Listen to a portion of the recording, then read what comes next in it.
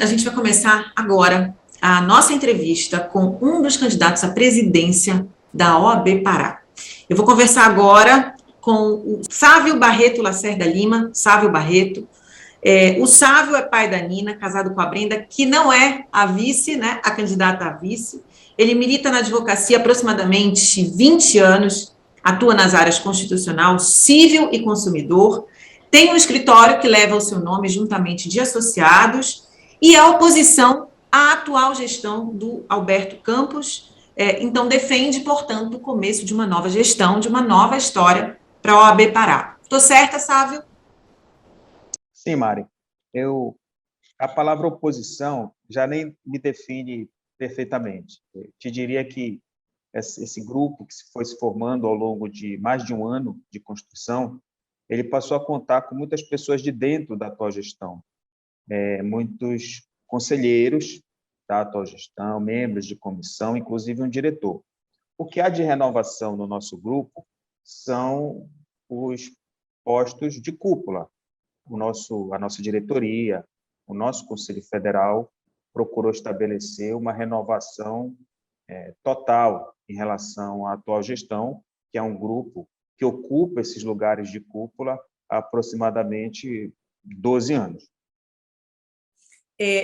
Por que essa saída, né, de conselheiros e diretores para uma chapa que propõe uma mudança? Eu queria que você exemplificasse para a gente quais são essas insatisfações.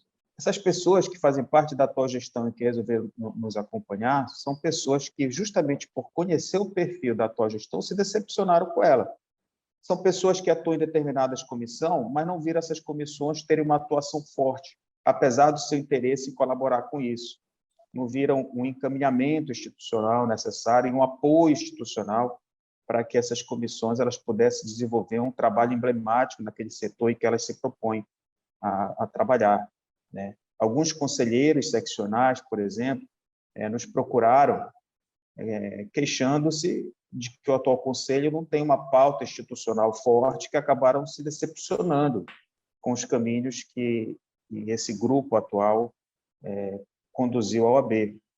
E essas decepções, essas insatisfações vão somando, né? Essas pessoas de dentro elas acabam se alinhando com pessoas de fora que estão insatisfeitas, e assim nasceu esse grupo que está se credenciando fortemente a vencer as eleições do dia 18. Quais seriam os setores da advocacia mais insatisfeitos com a atual gestão? Você citou ainda há pouco o criminal. Existe aí algum problema já mapeado por vocês que vocês gostariam de atuar nesse ponto específico? Na área criminal, propriamente dita, existem problemas seculares da advocacia. A segurança pública ela sempre foi um terreno preocupante para a advocacia, porque existe um confronto da advocacia com autoridades. E essas autoridades, eventualmente, violam nossas prerrogativas, não nos permitem trabalhar adequadamente, né? É só citar o exemplo das delegacias de polícia. Existe rotineiramente um confronto, né, do advogado ali que quer trabalhar, quer obter cópia de um inquérito, aquele delegado nega a cópia, ou dificulta isso e acaba a gente perdendo muito tempo a conseguir algo que é direito nosso, algo que é necessário para a gente exercer a nossa profissão. Existem problemas no âmbito do sistema penitenciário, sempre houveram. Os advogados, por exemplo, agora. sendo proibidos de entrar, né, nas penitenciárias, isso seria um problema também. Fatos específicos de proibir de entrar em penitenciária não tem exatamente relatos desse tipo de termos de proibição, seria um fato emblemático. Teve uma situação de um colega que estava dentro de membro da comissão, de uma comissão da OAB, que estava fazendo uma parte de rotina ali de visita ao sistema penitenciário e teria sido impedido, isso ficou de ser apurado, né? Eu vi que houve uma reação em relação a esse impedimento, isso é um problema, isso tem que ser apurado, tem que saber o motivo, né? Até agora, eu ainda não vi um desfecho para essa questão. Mas isso são questões pontuais.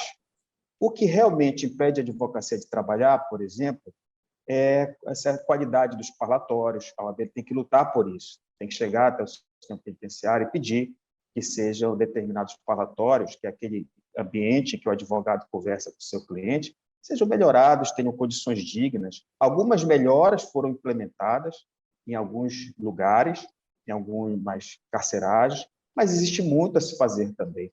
Mas é preciso ter uma pauta em relação a isso, é preciso chegar perante a autoridade competente e apresentar esse pedido e lutar por esse pedido. Eu fico muito satisfeito de ver que a OAB, apesar dessas necessidades de melhoria, como melhoria de parlatórios, construção de sala de estado maior, né, construção de salas de videoconferência, ela não pleiteia isso perante a autoridade competente. As melhorias que são feitas, algumas foram feitas por iniciativa própria do sistema penitenciário, e não por uma pauta, uma insistência, uma luta por parte da OAB, né? E deixando aí de lado a questão de segurança pública, existe um fato, Mari, emblemático também dessa omissão de situações que nos impedem de trabalhar e que a OAB, infelizmente, não se movimentou. Um desses fatos é o PJ, que foi pauta dessas eleições do início ao fim. Nós estamos com uma situação no Fórum Civil de Belém, é absurda, inaceitável, aquilo ali é um insulto para a advocacia. Qual é a situação? Os colegas ficam até 2 horas ou mais esperando na fila da UPJ por simples atendimento. O que é a UPJ? A UPJ é uma unidade de processamento judiciário, faz parte de um planejamento do Tribunal de Justiça, em que ela unificou várias secretarias nessas chamadas unidades de processamento judiciário. É ali que o advogado vai diariamente para dar impulsionamento ao processo, correto? É aquela rotina tradicional nossa de advogado, de ir até o fórum para conseguir fazer a conclusão de processo, emitir uma certidão. Você antigamente ia ao fórum, esperava numa secretaria, esperava 10 minutos, 20 minutos, você já ficava chateado quando tinha realmente uma fila muito grande. Hoje você está esperando 2 horas. Nós somos profissionais, aquelas 2 horas são 2 horas de trabalho. Você não pode todo dia ficar 2 horas esperando numa fila, dentro de uma rotina de trabalho, porque não tem processo que consiga ser rentável com essa perda de tempo. E o que a OAB fez em relação a isso? Nada.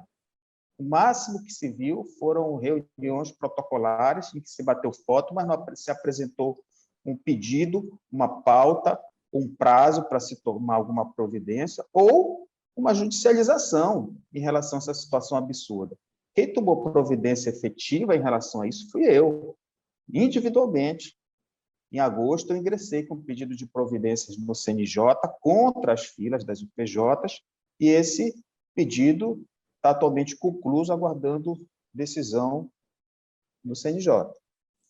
Agora, Sávio, a gente tem hoje uma gestão que está aí há 6 anos. Essa gestão ela foi reeleita. Se ela foi reeleita pela maioria dos associados, significa que a gestão estava sendo aprovada. Então, por que o senhor acha que, neste momento, os associados vão decidir por uma nova história, por uma nova página para a OAB? Mari, eu não acho que o fato de ter sido reeleita implique em aprovação, e eu vou te explicar por quê. A OAB, atualmente, a maioria das seccionais, exclusiva da nossa, impede o advogado inadimplente de votar. Certo? E nós estamos hoje com uma inadimplência de aproximadamente 50%. Só isso já tira 50% da advocacia da urna. Tá? E esses 50% que sobram adimplentes, você tem uma abstenção muito grande do exercício do direito de voto. No final das contas, para você ter uma ideia, se nós tivermos hoje 25 mil advogados, só comparece para votar uns 10 mil. Eu creio que vai ser esse o público da atual eleição. Na eleição passada, compareceram às urnas 8.500 advogados, de aproximadamente 25 mil. Então, quando você fala que uma chapa é eleita nessas circunstâncias, isso não representa automaticamente que essa chapa está realmente com a aprovação de toda a advocacia, considerando que mais da metade não vota, que grande parte que está apta a votar também não exerce o seu direito de voto. O que nós percebemos é que existe uma insatisfação muito grande, digo sem sombra de dúvidas, pela grande maior parte da advocacia, Mas, no entendimento da atual gestão, que é conveniente a perpetuação no poder, não deixa esse inadimplente votar. Então, você tem, para conseguir a mudança, não apenas apresentar o melhor projeto, não apenas trazer esperança, você tem que convencer essas pessoas insatisfeitas de que elas têm que exercer o seu direito de voto, senão elas vão ter que engolir novamente uma gestão ineficiente. Sávio, quais são os principais planos da gestão considerando a capital, a atuação da OAB aqui na capital? Belém. Mário, 2 pontos principais. Primeiro ponto, precisamos recuperar a nossa representatividade, a nossa força institucional. Nós temos que trazer de volta para dentro da OAB as grandes pautas da sociedade civil. Estou falando de questões ambientais, questões agrárias, problemas de desigualdade social. Esses assuntos sociais, eles têm que voltar a ser deliberados, debatidos dentro da OAB. A OAB precisa recuperar sua voz em relação a essas questões essenciais da sociedade. Nesses últimos 6 anos, eu não vi a OAB ser protagonista em nenhuma dessas questões, ou muito pouco. E quando ela perde esse protagonismo, ela perde essa voz, ela se enfraquece. As pessoas deixam de ver a OAB como algo importante, como alguém que toma partido, como uma instituição de luta, como uma entidade que efetivamente interfere em decisões importantes da sociedade. Isso é preciso restaurar. Isso eu estou falando em relação à nossa função institucional, né? Lembrando sempre que a OAB ela é um conselho de classe diferente dos outros conselhos de classe. Os outros conselhos têm a função exclusiva de defender a classe e de gerenciar a classe. A OAB ela tem uma função institucional de defender a ordem jurídica, de defender a justiça social, de defender a Constituição. E essa função institucional, infelizmente, ela não vem sendo trabalhada de forma adequada. O outro ponto, outro pilar da nossa proposta, precisamos redirecionar a OAB ao advogado e prestar serviços para a advocacia. A OAB precisa estender o seu braço e dar amparo, sobretudo, para a advocacia que mais precisa. Que advocacia é essa? É o advogado em início de carreira, é o advogado no interior. E que serviços são esses? De acordo com o nosso programa, são serviços que já estão sendo praticados em muitas seccionais, mas que, infelizmente, na nossa OAB Pará, não existe nada. Serviços como o Escritório Belém, que nós estamos implantando. O Escritório Belém, por exemplo, o que é? É um sucesso. Isso vai ser feito na capital e, na medida da disponibilidade orçamentária, nós vamos expandindo para os interiores maiores. Né? Esse é um projeto, então, é uma estrutura completa de escritório, né, com um projeto, uma proposta do nosso plano de gestão. Tá? Esse escritório é um modelo que já é aplicado em várias seccionais. Não se trata de uma casa do advogado como a que nós temos aqui em alguns lugares. O escritório do Belém é uma estrutura completa, moderna, em que aquele advogado que não tem condições de pagar aluguel, de pagar secretária, de pagar internet, um custo altíssimo para ter escritório próprio, ele vai ter uma estrutura. Ele vai poder usar aquilo gratuitamente até um determinado limite, mas caso ele queira usar aquilo permanentemente como escritório seu, diário, ele vai pagar um custo subsidiado para manter o equilíbrio financeiro daquela estrutura. Tá? A questão da creche, que já é uma realidade em outras... Pode falar um pouquinho dessa questão da creche, que eu acho que isso é bem importante. A questão da creche já é uma realidade também em outras seccionais, é a mesma lógica, uma estrutura, né, para que aquela mãe advogada, o pai que quer deixar o filho para fazer uma audiência, vai poder deixar sem custo. Mas, se quiser também utilizar a creche de modo permanente, né, dentro da sua rotina mensal, vai pagar um custo subsidiário. Por que subsidiário? Porque vai pagar um custo somente necessário para manter a estrutura, já que eu estou falando de uma creche que não tem fins lucrativos, é uma creche que é feita para servir a advocacia e não para ganhar dinheiro. Então, nós vamos procurar gerar o equilíbrio financeiro, atuarial ali, para poder prestar esse serviço, né, dar sustentabilidade. Não tem como se fazer uma creche e todos os filhos da advocacia paraense serem colocados ali concomitantemente, mas é possível ter um equilíbrio financeiro e que se paga um valor muito inferior àquilo que se paga normalmente numa creche, e tendo a mesma qualidade. Nós estamos criando também um centro de inclusão digital, que também é realidade em outras seccionais. O que é isso?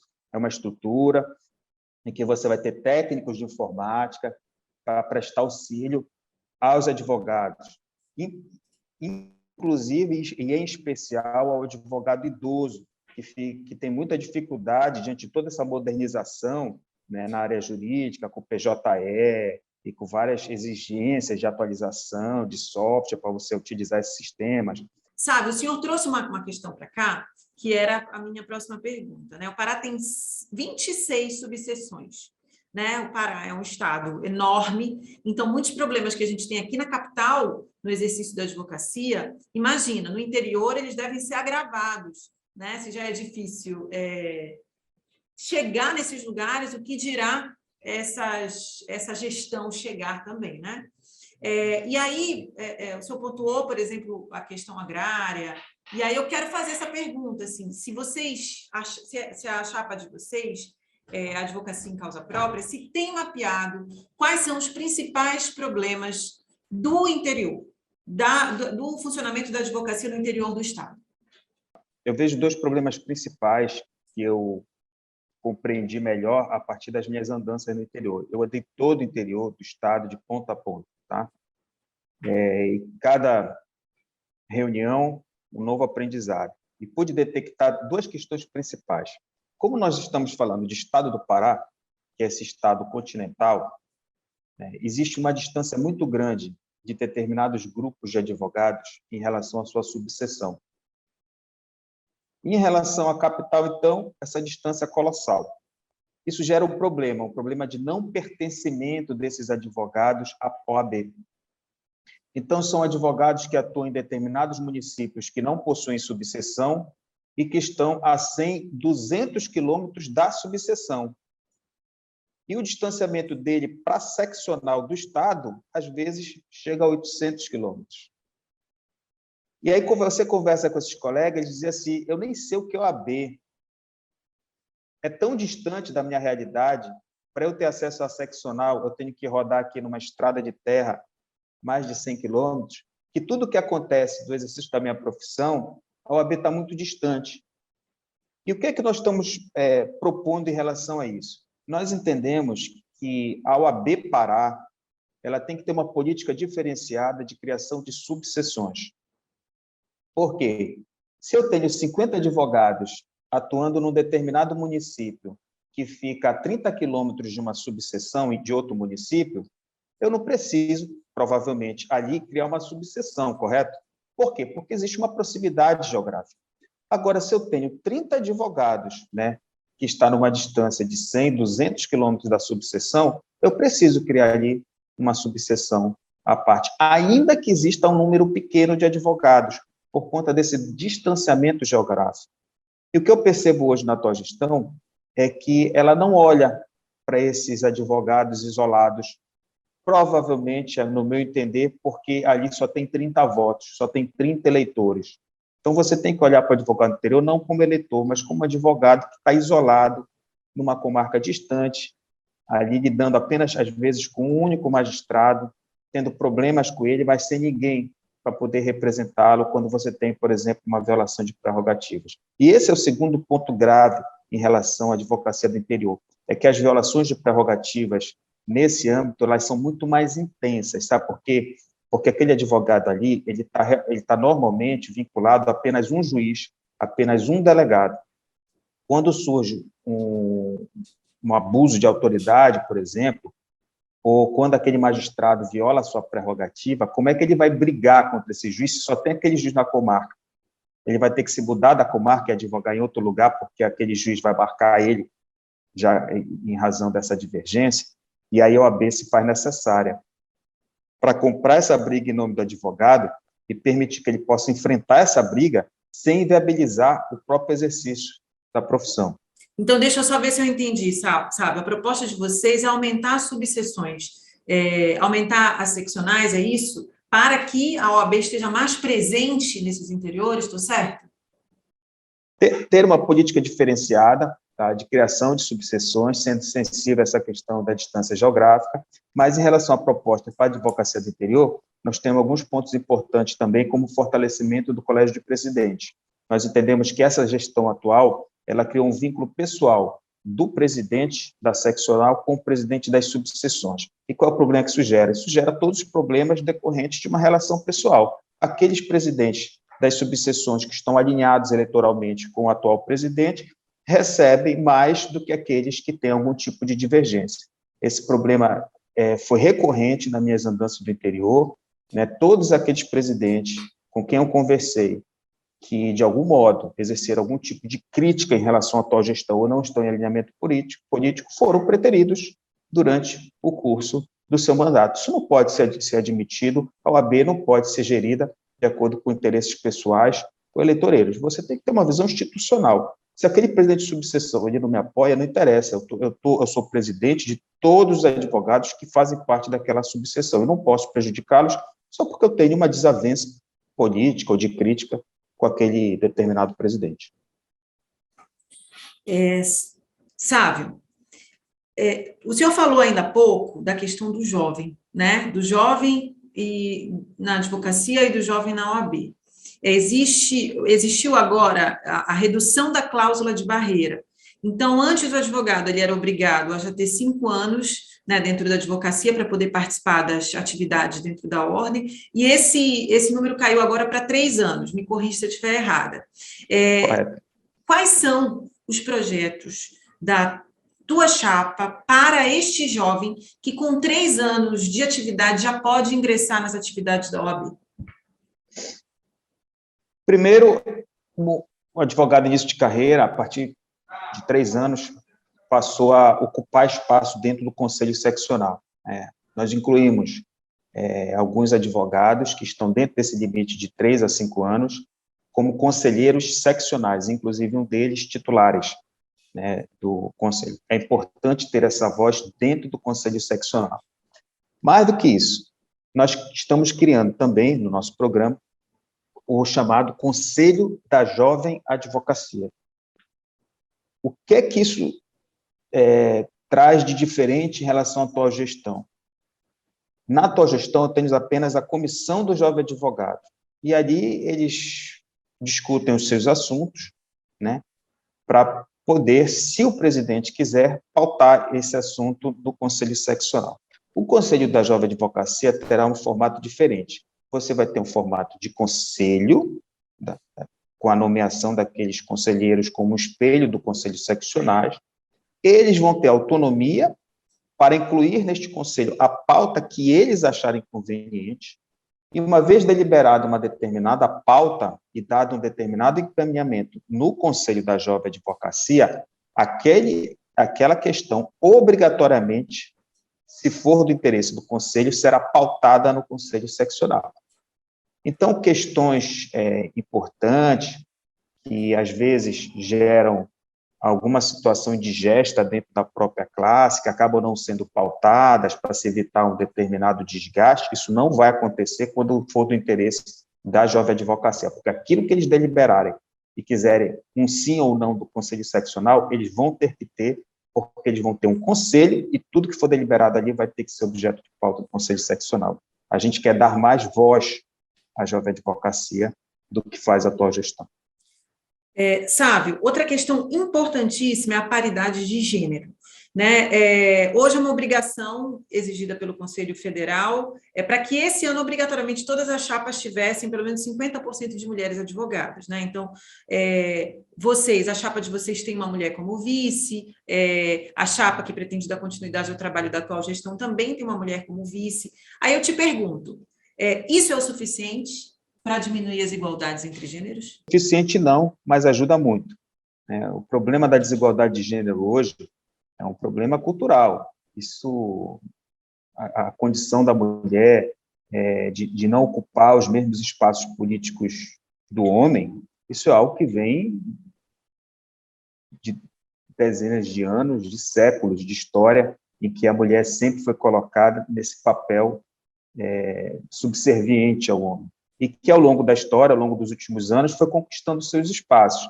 Mas, apesar de várias políticas públicas que vieram ao longo dos anos melhorando a condição da mulher, a gente percebe que a participação política delas, não é só na OAB, fora da OAB também, é muito pequena. É porque o sistema ele continua procurando fazer com que as decisões políticas elas girem em torno mais dos homens do que das mulheres. E a OAB ela conseguiu assumir uma posição de vanguarda nessa questão, ao criar não uma cota, criar uma paridade de gênero. Não conheço outra instituição aqui do nosso regime democrático que tenha avançado dessa forma. E o que eu vejo aí é o seguinte, Mari, eu vejo um momento de transição. A OAB sempre foi predominantemente gerida por homens, masculina, para você ter uma né? ideia, predominantemente durante toda a sua história, né? Apesar das mulheres terem superado os homens numericamente entre os advogados. Veja que absurdo. Nessa atual gestão, estou falando agora no plano nacional, não existe nenhuma mulher presidente de seccional da OAB. No Conselho Federal, de 81 conselheiros federais, as mulheres, salvo engano, não chegam a 20. Então, perceba como os homens exerciam um domínio quase pleno, absoluto, sobre os interesses de uma classe em que as mulheres são maioria atualmente, uma pequena maioria, mas são maioria atualmente. E a paridade ela vem quebrar esse paradigma. O que é que nós estamos vivendo hoje, nessas eleições? Momento de transição.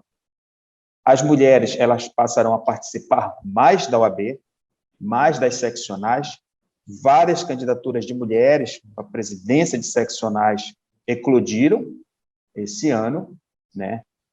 E fico muito feliz de estar vivendo essa transição nesta eleição que eu estou me credenciando e também muito feliz de estar acompanhado de uma mulher como a Brenda Araújo, porque a Brenda, além de uma advogada militante, ela é uma mulher que pensa a participação política da advocacia, ela tem isso como pauta, como objeto de estudo. Eu trouxe ela para a OAB não apenas por ser uma advogada, mas por ser uma mulher que é engajada na luta pelo espaço político da mulher. E tem agregado muito, né, a chapa e a mim mesmo, como pessoa também, pelo aprendizado que eu colho com ela diariamente. Sávio, a maioria dos advogados e advogadas do Brasil é contra a implementação de cotas raciais e de gênero em escritórios e entidades. Esse número saiu esse ano, é uma pesquisa do Datafolha, divulgada pela Folha. Então, o exercício da advocacia hoje no Brasil ela é majoritariamente feita por homens brancos e homens, né? Homens brancos. Como é que vocês pretendem lidar com essa questão das cotas raciais? Como é que o senhor lida com isso dentro do seu escritório e como é que o senhor pretende levar isso, essa sua visão sobre cotas, para a gestão da OAB? Eu acho que essa paridade dentro da OAB, ela já ajuda a reconstruir essa cultura, tá? Quando você fala em participação política da mulher dentro da OAB, é uma coisa, porque você está falando de um órgão político, correto? Quando você fala de cotas de mulher dentro de um escritório de advocacia, você está falando de outra coisa, porque ali não é um órgão político, ali é uma empresa, digamos assim, embora nós não tenhamos roupagem propriamente dita de empresa comercial. Então, realmente, quando a paridade dentro de um setor político é diferente de paridade dentro do setor privado, não é que você não possa ter políticas públicas também para isso, mas são setores... No caso, não seriam políticas públicas, né, mas é uma cultura organizacional. Então, minha pergunta Exatamente. se há essa cultura organizacional dentro do seu escritório, e como é que você pretende implementar isso, a sua visão dentro da OAB? Olha, puxando aqui um raciocínio rápido aqui, pelo número, já que você perguntou do meu escritório especificamente, eu penso que hoje nós temos uma paridade muito perto disso, em termos de número de advogadas e advogados, né, ali contratados, conduzindo o escritório, tá? O que eu vejo aí em relação à OAB é que a OAB ela deve ser protagonista na defesa dessa paridade também no âmbito comercial. Tá? Nós devemos ter campanhas, né, que incentivem a presença da mulher em todos os setores da advocacia pública e privada. O público é é separado, porque você acessa por concurso público, então você não entraria nessas discussões. Mas no âmbito privado é interessante, sim, você defender que a mulher ela deve ter uma participação ou deve ter uma política de contratação que não enfatize o homem, né, dentro dos escritórios de advocacia, para que haja oportunidades idênticas para ambos os gêneros. O senhor tem no seu escritório sócios ou colaboradores negros e pardos? Temos. Creio que a maioria pardos, né? Mulheres? Mas tem. Também. Várias. Sávio, como é que você vê hoje a questão das prerrogativas dos advogados, hoje, na atual gestão, e qual é a proposta da sua chapa para as prerrogativas nos próximos 3 anos? Eu penso que, atualmente, essa gestão ela não é eficiente na defesa das nossas prerrogativas. Eu procuro, Mari, sempre nas minhas críticas à atual gestão, reconhecer que existem, sim, pessoas de valor dentro da OAB. Quando você fala em comissão de prerrogativas, você tem ali naquela comissão muitos colegas. E eu diria que tem colegas, sim, comprometidos, colegas que estão ali diariamente procurando despachar os processos, dar os encaminhamentos. Quando eu faço minha crítica, eu faço em relação à gestão, né, ao comando, ao perfil, né, que é atribuído pelas pessoas que estão no comando. No caso da comissão de prerrogativas, o atual candidato da situação, Eduardo Imbiribe. E qual é a minha crítica? A minha crítica é a seguinte, é que essa comissão ela se preocupa mais em fazer barulho, mais em fazer postagem em rede social, do que em adotar posturas efetivas de defesa das nossas prerrogativas. Tá? Vou te dar, já citei um exemplo anteriormente, é o PJ. O PJ é um escárnio, ficar 2 horas numa fila, isso é violação das nossas prerrogativas. E cadê a atuação efetiva da OAB em relação a isso? E, quanto às UPJs, nem rede social eles usaram, nem nota de repúdio eles usaram, né? E se calaram diante disso. As prerrogativas, as violações de prerrogativas que mais nos atrapalham são aquelas violações pequenas do dia a dia, que nos impedem de trabalhar. É o delegado de polícia que não nos fornece a cópia do processo, é a fila da UPJ, é o juiz que não nos atendem, né? São violações diárias que atrapalham o exercício da profissão e que precisam de providências em relação a isso. E o que nós estamos criando no nosso programa com o objetivo de dar efetividade? 2 coisas importantes. Primeiro, nós queremos fazer um mapeamento das principais autoridades que violam as nossas prerrogativas, ainda que seja uma pequena violação, ainda que seja o juiz que não nos atende, só daquele dia ali foram 4 advogados para falar com o juiz. Ele não atendeu ninguém, jogou uma desculpa lá no gabinete, ninguém conseguiu falar com ele. O que a gente vai ter? A gente vai ter um aplicativo. Você tentou falar com o juiz, não foi atendido, você vai poder abrir o aplicativo, colocar a data, informar o que aconteceu e fazer esse registro. A partir disso, eu consigo mapear quem são os juízes, quem são os delegados, quem são as autoridades que mais violam as nossas prerrogativas, por quê, como e quando elas estão violando as nossas prerrogativas. E, a partir daí, eu, como presidente da ordem, posso tomar uma providência perante a instância superior daquela pessoa, inclusive perante a corregedoria. Eu posso chegar, né, na presidência do tribunal, eu posso chegar na Secretaria de Segurança Pública e dizer, olha, eu estou com um delegado aqui e tenho 50 reclamações de advogados que, de forma idêntica, foram tratados dessa forma. Por que este delegado, diferente dos demais que respeitam as nossas prerrogativas, está fazendo isso com a advocacia? É preciso tomar uma providência. Então, seria a digitalização dos processos dos processos que acontecem que ferem as prerrogativas dos advogados, correto? Não é digitalização, é fazer um mapeamento, tá? Gerar informações dessas violações cotidianas que nos impedem de trabalhar. Porque essas violações, que são violações pequenas, que não nos deixam trabalhar, elas passam despercebidas. O advogado muitas vezes sofre isso, mas ele não tem como parar a sua atividade lá na OAB para entrar um processo porque o juiz não atendeu ele. Mas se ele tiver um aplicativo que ele registra ali... Então, é isso, né? O senhor falou de um aplicativo, né? Por isso que eu falei aqui da digitalização. Sávio, para a gente finalizar a nossa última pergunta, eu queria que o senhor falasse para o público, para quem está nos assistindo, por que votar na sua chapa? Por que votar na sua chapa para a presidência da OAB para os próximos 3 anos? Eu peço voto na chapa 38, né? Vamos mudar a OAB, advocacia em causa própria, porque é preciso recuperar nossa esperança diante da nossa instituição. Uma das coisas que mais me deixou triste, que mais me encoraja a estar aqui hoje, são aqueles colegas que chegam para mim e dizem, sabe, eu nem quero mais saber de OAB, OAB não faz nada por mim, OAB tem a agenda mais cara do mercado, porque a gente paga R$800 só para ganhar uma agenda.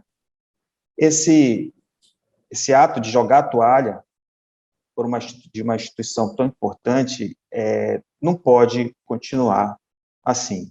A gente precisa acreditar que é possível, sim, ter uma instituição forte, é possível retomar o protagonismo que nossa instituição sempre teve, que nossa instituição ela é importante, sim, que ela pode fazer muito por nós, ela pode nos prestar serviços. Esse valor que a gente paga de anuidade, ele pode voltar para o nosso bolso se a OAB começar a prestar serviços para a advocacia. Tem muito a ser feito. Ou várias seccionais aí, pelo Brasil afora, elas são emblemáticas, são atuantes, não só institucionalmente, mas também oferecendo para a advocacia o retorno da sua unidade. Por que a gente não pode fazer isso aqui? Esse nosso grupo está motivado por isso, por recuperar a nossa força institucional e por fazer uma OAB que possa ser um braço estendido para a advocacia. É isso que queremos e é por isso que a gente passa o recado de que as pessoas que estão insatisfeitas com a OAB, elas tragam para dentro de si uma esperança de que é possível mudar sim. Nós temos um grupo muito qualificado de pessoas comprometidas com a instituição e que quer essa mudança, quer construir um outro futuro para a advocacia através da nossa chapa. Então, eu peço aqui, como tenho pedido ao longo de todas essas semanas, o voto das pessoas que acreditam no futuro melhor para a advocacia. Então, dia 18, vote 38. Sabe, a gente agradece muito a sua participação aqui, desejamos uma boa sorte. Muito obrigada. E obrigada a você que acompanhou essa entrevista. Tchau, tchau. Obrigado, Mari. Grande abraço.